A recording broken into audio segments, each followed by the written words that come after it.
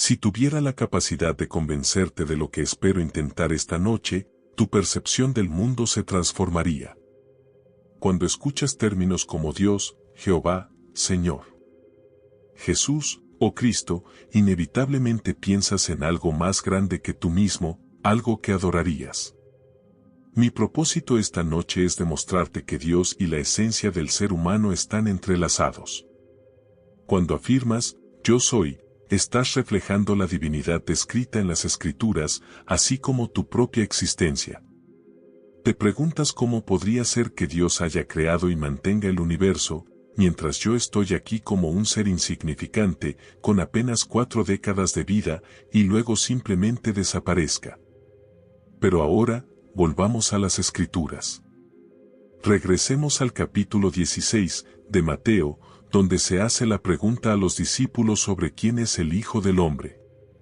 Responden con diversas opiniones, algunos mencionan a Juan el Bautista, otros a Elías, Jeremías o uno de los profetas. Luego, Jesús les pregunta directamente, ¿quién de ellos dicen que es Él? Y Pedro responde, que es el Cristo, el Hijo del Dios viviente. Jesús reconoce esta respuesta y le dice que es bendito, señalando que esa revelación no proviene de la carne y la sangre, sino del Padre Celestial. Aquí, se equipara al Hijo del Hombre con la percepción interna del ser humano, no solo como el órgano físico de la vista, sino como la conciencia misma de uno mismo.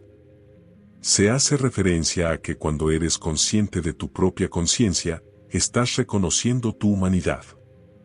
Entonces, se iguala al Hijo del Hombre mencionado en el Antiguo Testamento con la percepción interna del ser humano, presentándolo en el Nuevo Testamento como nada más que la capacidad de percepción humana, y lo identifica como Cristo, definiendo a Cristo como el Hijo de Dios. Encontramos en el Nuevo Testamento que Cristo es definido como el poder y la sabiduría de Dios.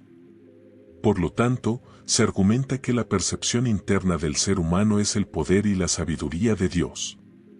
Si el ser humano no es consciente de ello, no podrá ejercer ese poder ni esa sabiduría. Así que en este momento estoy intentando persuadirte de que cuando dices yo, antes de expresar cualquier cosa, estás reconociendo el poder y la sabiduría de Dios. No se puede separar el poder de Dios y la sabiduría de Dios mismo. Entonces, al final, podrías afirmar, yo y mi Padre somos uno, porque así se llama al Hijo de Dios. Ahora se nos desafía a poner a prueba esta afirmación para ver si es verdadera. Espero que consideres ponerla a prueba cuando te digo que tu propio ser maravilloso, es decir, tu conciencia y tu capacidad de imaginación, es en realidad Dios. Aunque antes creías que eras insignificante, simplemente una entidad que existe en la Tierra por un breve periodo de tiempo, con la esperanza, tal vez, de una vida futura, pero sin garantías. Ahora, te estoy diciendo que en realidad eres Dios, tu propia maravillosa conciencia y tu capacidad de imaginación humana. Esa es la divinidad descrita en las Escrituras, y no hay otro Dios encerrado como estamos en estos cuerpos físicos. Fue por un propósito que asumimos esta encarnación. Ahora, examinemos lo que nos dicen sobre este Hijo del Hombre, que ahora se equipara con la percepción interna del ser humano. Según se relata en el 3er capítulo del libro de Juan, versículo 13, se menciona que nadie ha ascendido al cielo, excepto aquel que descendió del cielo, el Hijo del Hombre. Aquí, encontramos la idea de que eres un ser preexistente. La ascensión del Hijo del Hombre, como se describe en el siguiente verso, el 14, se compara con el relato de Moisés levantando la serpiente en el desierto. Esto sugiere que así como la serpiente fue levantada, también lo será el Hijo del Hombre. Aunque se utilicen imágenes, la verdad subyacente es que descendiste a esta generación en un mundo marcado por la muerte, donde todo tiene un principio, una etapa de desarrollo y finalmente desaparece. Sin embargo, hay algo dentro de ti que fluye a través de este disfraz humano y no puede ser afectado por la muerte, eso es la preexistencia. Tu verdadero hogar es el cielo, que representa la armonía. Has dejado completamente este estado divino al fingir ser un ser humano. Has descendido a la humanidad, adoptando todas sus debilidades, limitaciones y restricciones, con el propósito de experimentar este mundo de mortalidad y decadencia. Llegará un momento en el tiempo en el que ascenderás más allá de estas limitaciones, llevando contigo la experiencia adquirida debido a esta restricción. Ascenderás de la misma manera en que Moisés levantó la serpiente en el desierto, esto fue una señal anticipada. Te levantarás desde la base de tu columna vertebral, ascendiendo desde dentro de ti mismo, porque el cielo reside en tu interior. Te levantarás como una serpiente ardiente, sin perder tu identidad en el proceso. La forma en la que te manifiestas es difícil de describir. Te diré que tu apariencia superficial es humana. Tu rostro, tus manos, tu voz. Sin embargo, no puedo detallar el cuerpo que habitas. Es una entidad que posee un poder y una sabiduría infinitos, aunque adopta una forma física. Eres tan magnífico que tu descenso no fue un error, más bien, fue parte de un plan preestablecido para ingresar al mundo de la mortalidad y la decadencia, con el propósito de superarlo. Al utilizar este disfraz humano, sabíamos quiénes éramos, pero nos comportábamos como si fuéramos simplemente mortales. Era como si un actor en un escenario asumiera su papel, aunque en su mente siempre esté consciente de su verdadera identidad como el gran actor. Después de la función, regresa a casa, se quita el disfraz y lo guarda para la próxima actuación. Sin embargo, en esta obra de Dios, no te despojas del disfraz, lo llevas para experimentar la vida en su totalidad, ya sea por un breve periodo o por más tiempo. En última instancia, el ojo del hombre representa la divinidad descrita en las Escrituras, independientemente de la duración o las circunstancias de nuestra experiencia terrenal. Colócalo en el cofre por ahora. Antes de continuar con las pruebas, permíteme aclarar lo que mencioné en la última noche de conferencias, el viernes pasado. Surgió una pregunta relacionada con algo que expresé anteriormente, que las clasificaciones en el cielo son análogas a las de la tierra, ya que este mundo terrenal es solo una imitación, una sombra de las realidades eternas. Créeme, cuando dices yo antes de afirmar cualquier otra cosa, estás proclamando tu existencia, y esa sensación de ser es divina. Eso es Dios. Ahora, ¿qué te gustaría hacer? Todas las cosas son posibles para Dios. Después de afirmar que, yo soy, podrías visualizar exactamente lo que deseas ser. Si confías en lo que te estoy diciendo sobre tu propia esencia, y continúas siendo fiel a esa creencia que has asumido, esa suposición se fortalecerá. De hecho, en este proceso, estás rezando en el verdadero sentido de la palabra. No estás orando a ningún Dios externo, estás manifestando desde tu propio ser. En este proceso, el individuo despierta dentro de sí mismo, y a quien está dirigida esta manifestación es al ser interno, la percepción interna del ser humano, que es Dios. Esta noche, tienes la oportunidad de ponerlo a prueba. Te insto a que te sometas a esta prueba y veas por ti mismo. Muchas personas no se dan cuenta de que Jesucristo está dentro de ellos, a menos que se enfrenten a esta prueba. Examínate para ver si mantienes la fe, no la fe que te han impuesto desde afuera, sino la fe en que tu maravilloso ser interior es Dios. Pruébalo para confirmar si estás manteniendo esa fe.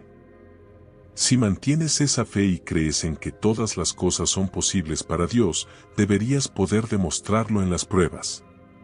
Basándome en mi propia experiencia y convencimiento, he llegado a la conclusión de que existe un Dios, porque soy consciente de mi propia existencia.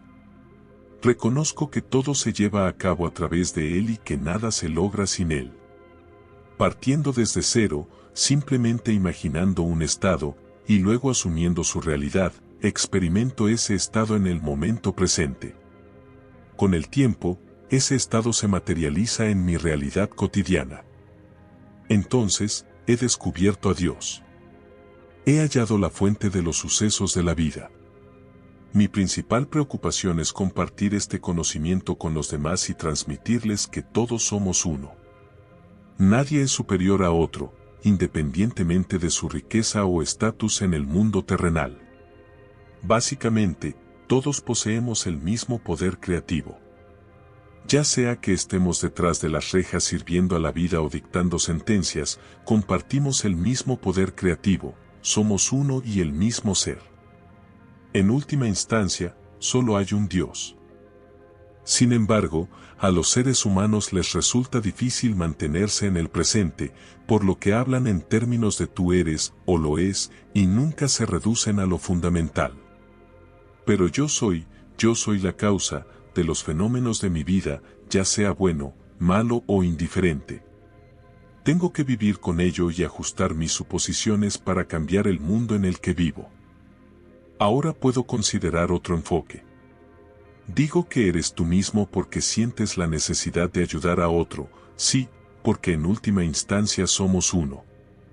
Si la solicitud de alguien se alinea con el principio de la regla de oro, es decir, algo que me gustaría que me hicieran, entonces puedo ayudarlo de manera voluntaria.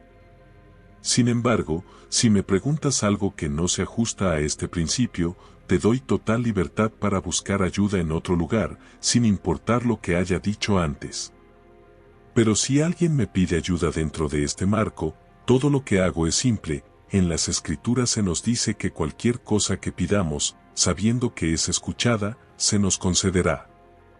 Entonces, imagínate aquí, siendo un ser racional en la superficie de tu ser, sabiendo algo que la profundidad de tu propio ser no conoce.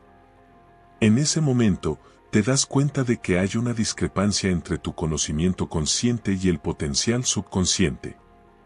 O lee eso en la historia de Ezequiel.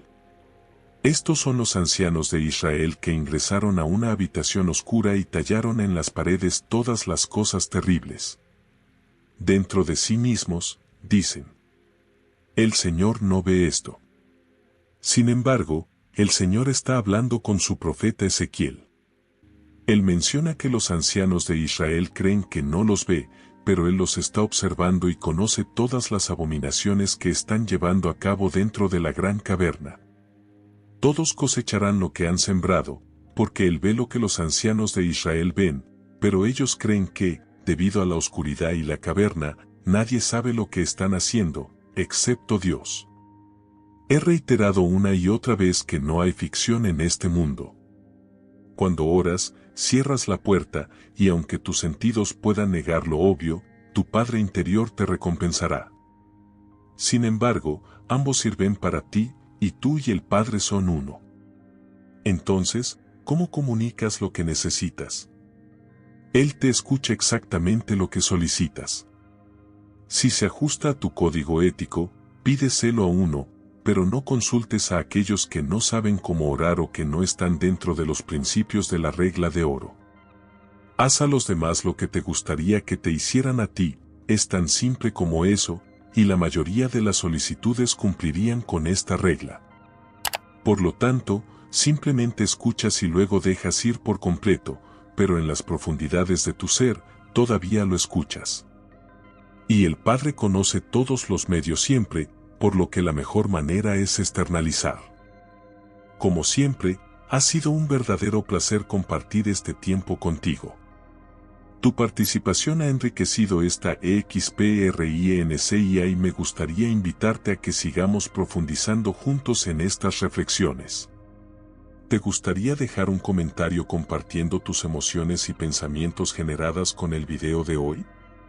Me encantaría conocer tus pensamientos al respecto.